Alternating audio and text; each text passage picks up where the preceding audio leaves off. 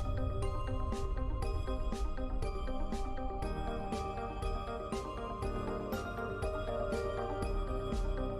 성장하는 여러분, 안녕하십니까? 목양실 이야기입니다. 제가 여러분과 자주 만날 수 없기 때문에 영상으로나마 여러분과 함께 만나고 또 여러분에게 필요한 이야기들을 좀 나누면서 함께 하나님의 나라를 세워가는 자리에 서기 위해서 이 시간을 마련했습니다. 저희가 매주 새벽마다 우리 묵상 제목을 가지고 본문을 가지고 함께 묵상하고 있는데요. 여러분도 묵상하고 계시죠? 지난번 묵상한 것 가운데서 여러분과 함께 꼭 나누면 좋겠다 싶은 본문들을 택해서 같이 본문의 이야기 조금 나누고 또 묵상 이야기 나누고 그리고 함께 우리가 도전해야 될 일들, 생각들 같이 좀 나누면서 이 시간을 꾸며보려고 합니다. 오늘은 학개서 이야기 좀 하려고 합니다. 학개서는 아주 짧은 책입니다. 구약의 마지막 부분에 나오죠. 학개, 스가랴, 말라기. 그래서 마지막 세 번째 책인데요. 두 장밖에 되지 않습니다. 아주 짧은 책이니까 여러분도 이 방송 보시고 난 다음에 학개서 안 읽으셨던 분들은 한번 꺼내서 읽어보시기 바랍니다. 학개라는 이름은 어떤 뜻을 가지고 있냐면 명절에 속한 그런 뜻을 가지고 있습니다. 아마 어쩌면 학개는 명절에 태어난 사람이기 때문에 그런 이름을 가졌는지도 모르겠습니다. 야, 학개, 명절에 태어난 사람, 그런 의미죠. 구약에서는 명절이 있었죠. 그래서 1년에 세 차례씩 그들은 명절을 지키고 예루살렘에 방문하여서 하나님께 제사하는 일들이 있었습니다. 그래서 아마 그 명절에 태어났기 때문에 이름을 학개라고 짓지 않았을까, 그렇게 생각을 해봅니다. 학개서의 배경을 잠깐 살펴보면 수세기 동안 선지자들은 이스라엘 백성들이 우상 숭배와 불의를 행함으로 말미암아 하나님과 맺은 언약을 어기게 되었습니다. 그 결과 어떻게 되었습니까? 북이스라엘은 아수르에게 멸망하게 되고 남유다는 바벨론의 포로로 잡혀가게 됩니다. 이 포로로 잡혀갈 때 마지막 사건이 뭐냐 하면 성전이 무너지는 것이었어요. 성전이 완전히 파괴되고 백성들이 모두 다 이 바벨론으로 잡혀가게 됩니다. 그때가 BC 587년에 일어난 일들이지요. 그런데 하나님의 이야기는 이렇게 예루살렘 성전이 파괴되고 백성들이 옮겨가고 그 땅에 사람이 살 수 없게 된 것으로 끝나지 아니하고 하나님의 이야기는 하나님의 약속이 완전히 이루어질 때까지 계속해서 일어나게 됩니다. 그 약속이 무엇입니까? 바벨론에서 영원토록 너희가 사는 것이 아니라 70년 동안 그 땅에 있게 될 것이다, 그렇게 말하죠. 하나님은 놀라운 방법으로 이 약속을 지키십니다. 바벨론의 포로 정책은 정복한 나라의 사람들을 바벨론 땅으로 데리고 와서 바벨론 사람들 속에서 살게 하면서 바벨론화 시키는 것이 바벨론의 포로 정책이었습니다. 그래서 그들은 침략한 이 남유다의 사람들을 다 바벨론으로 데려오게 된 것이죠. 자, 그렇게 70년이 지나고 났을 때 바벨론이 무너지게 됩니다. 페르시아라고 하는 나라가 일어나게 되죠. 그래서 학개는 그때의 고향으로 돌아온 사람들의 이야기를 기록하고 있는 겁니다. 그때가 바로 BC 약 520년경에 일어난 일인데요. 학개서가 기록된 그 연대가 BC 520년이라고 알려져 있습니다.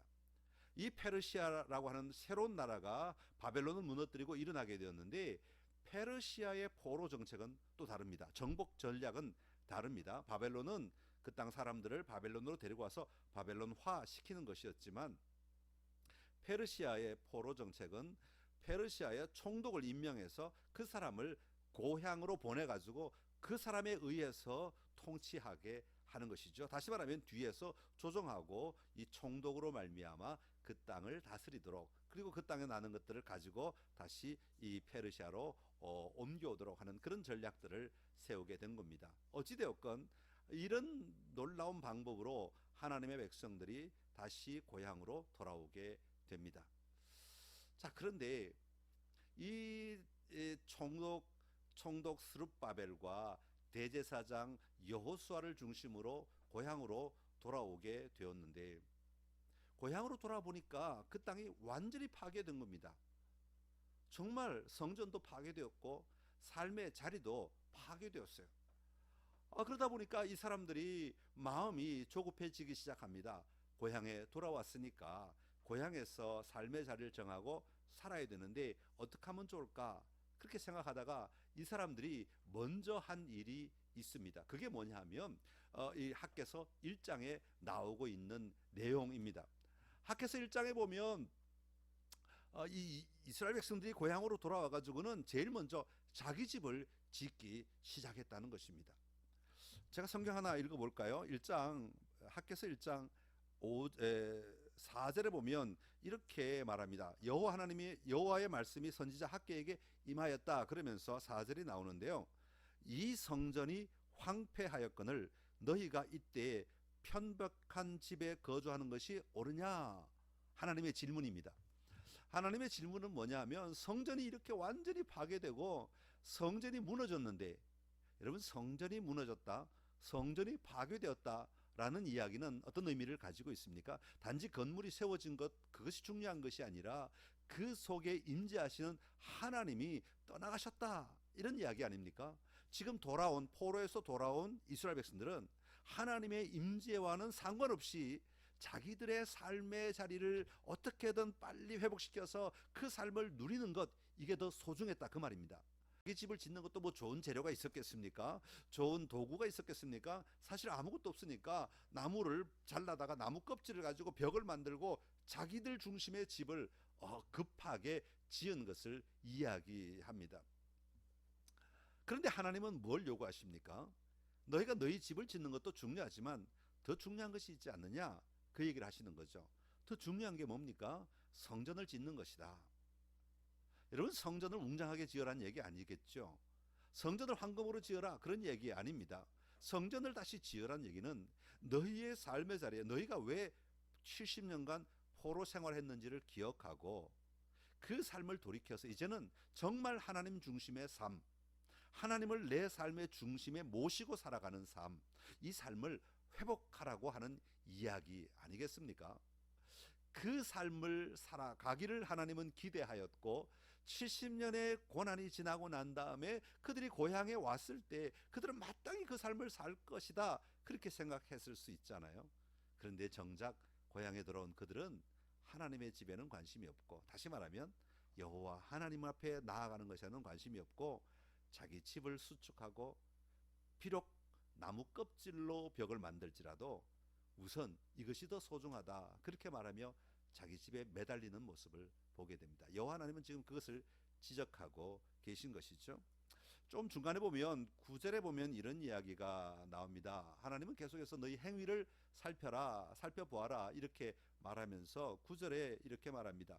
너희가 많은 것을 바랐으나 도리어 적었고 너희가 그것을 집으로 가져갔으나 내가 불어버렸느니라.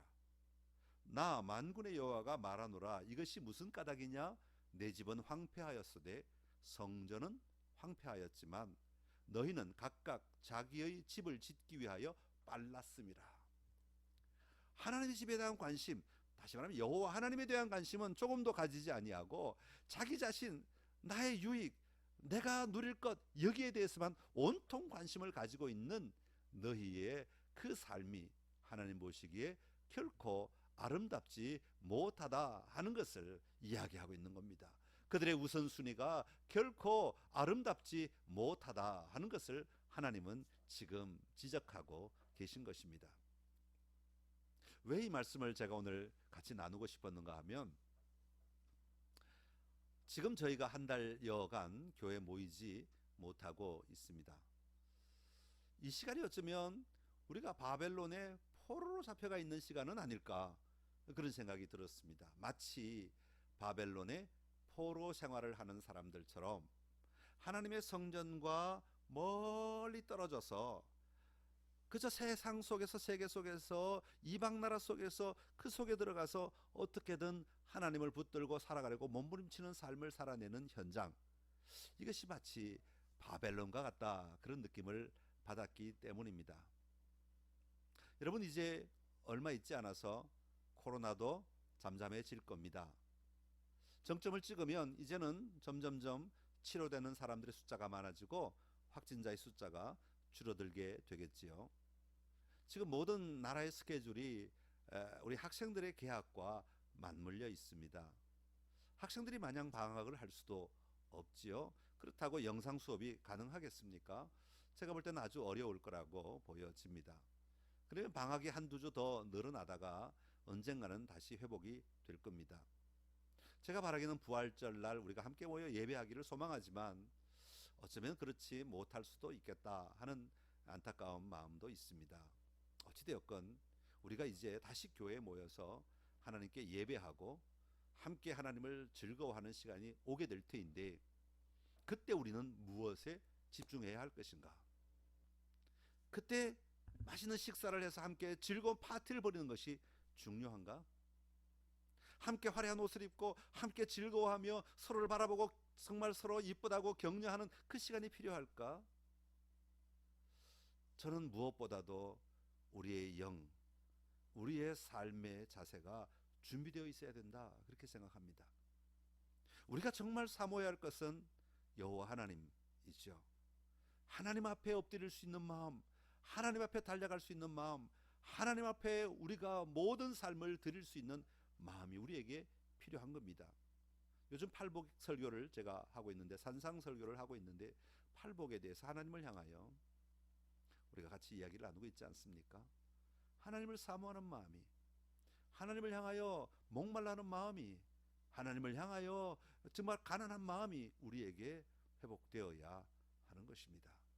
이 마음이 회복되지 않으면 우리의 삶에 예배가 허락되어도 여러분, 그 예배를 통하여 우리의 삶에 하나님 중심의 삶으로 변화는 일어나지 못할 것이라고 하는 겁니다. 오늘 이 시간 여러분이 있는 자리에서도 마찬가지죠. 우리가 그때까지 기다릴 필요는 사실 없습니다. 지금 이 순간도 우리가 바벨론의 포로에 머물러 있지 아니하고 하나님이 나를 돌아오게 하셨다는 사실을 볼 수만 있다면 우리는 지금 여기서 여호와 하나님을 찾고 찾는 삶이 회복되어야 할 것입니다. 오늘 여러분 어떻게 보내고 계십니까? 여러분 안에 여호와 하나님을 사모함이 일어나십니까?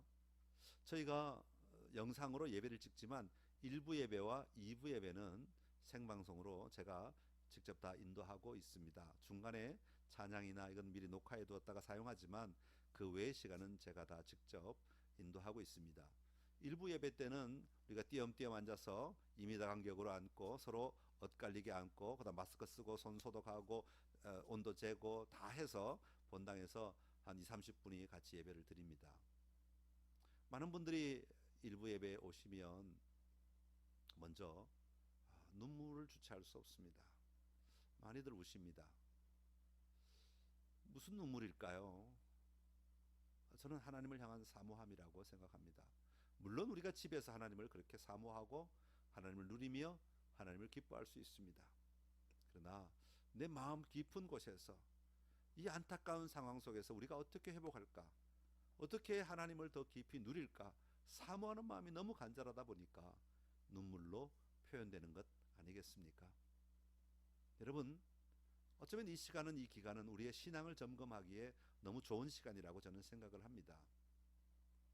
내 안에 자유로움이 좋고 내 안에 편함이 좋고 내 안에 안락함이 좋다면 우리는 우리의 집을 지어가고 있는 자들입니다. 그렇지 아니하고 내 안에 하나님을 향한 갈급함이 있고 사모함이 있고 목마름이 있다면 우리는 여호와 하나님의 성전을 먼저 짓는 자들이 될 것입니다. 우리 모든 성도들이 삶의 자리에서 하나님을 사모하기를 간절히 소망합니다. 하나님을 갈급해하고 하나님을 목말라하고 하나님을 향하여 온유한 삶을 살아낼 때 우리의 삶에 흔들림 없는 믿음의 고백들이 우리를 이끌어가는 능력을 보게 될 것입니다. 여러분, 함께 예배드리고 싶지 않으십니까? 함께 하나님의 집을 세우고 싶지 않으십니까? 먼저 준비해야 될 것이 있습니다. 바로 우리의 마음입니다. 우리의 깨어있는 영입니다. 여러분, 다시 만날 때까지 여러분의 삶의 자리에 깨어있는 삶, 하나님이 어떻게 이 세계를 운행하고 계시는가 하는 것을 잘 보고 이 속에서 내가 지금 해야 될 일이 무엇인가, 나의 우선순위가 무엇이 되어야 하는가 다시 한번 발견하고 도전하는 은혜가 우리 안에 있기를 간절히 소망합니다. 선창가족 여러분, 목양실 이야기 오늘은 여기까지입니다. 다시 만날 때까지 하나님의 평안이 함께 하시기를 간절히 기원합니다. 감사합니다. 안녕히 계십시오.